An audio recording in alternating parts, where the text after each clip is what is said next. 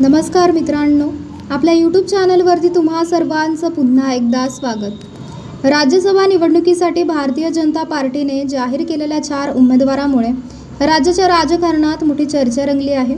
अन्य पक्षातून भाजपमध्ये दाखल झालेल्या नेत्यांना महत्त्वाच्या पदावर संधी देण्याची परंपरा यंदाही कायम ठेवत पक्षाने रामराव वडकुते यांना उमेदवारी दिलेली आहे। त्यामुळे विद्यमान खासदार धैर्यशील पाटील यांना पुन्हा संधी मिळेल या अपेक्षेवर पाणी फिरले आहे। उमेदवारी जाहीर करताना भाजपाने मराठा, दलित, आदिवासी आणि धनगर समाजाचे प्रतिनिधित्व साधण्याचा प्रयत्न केला आहे। केंद्रीय मंत्री रामदास आठवले यांना पुन्हा संधी देत दलित समाजातील बळकटी कायम राखली आहे।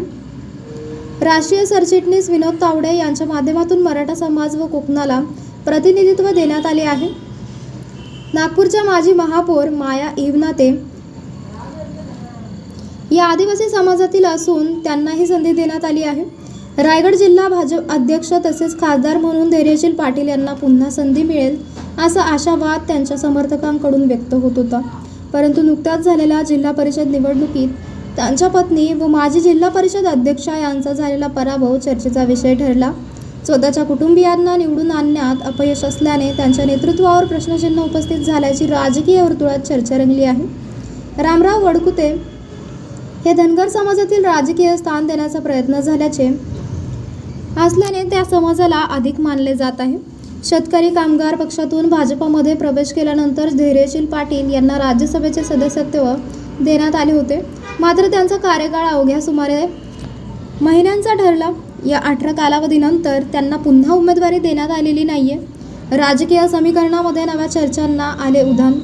खासदार व जिल्हा अध्यक्ष म्हणून कामगिरी दिसून न आल्याचा ठपका त्यांच्यावर ठेपला असल्याचे बोलले जात आहे। भाजपाच्या धक्कातंत्राच्या राजकारणात कोणाचे राजकीय भवितव्य कधी उजळेल याला अंदाज बांधणे कठीण मानले जाते।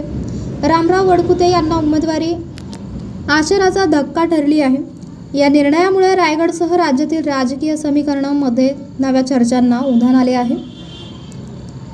तर मित्रांनो, आपल्याला काय वाटते? आपली प्रतिक्रिया आम्हाला कमेंट बॉक्सच्या माध्यमातून नक्कीच कळवा।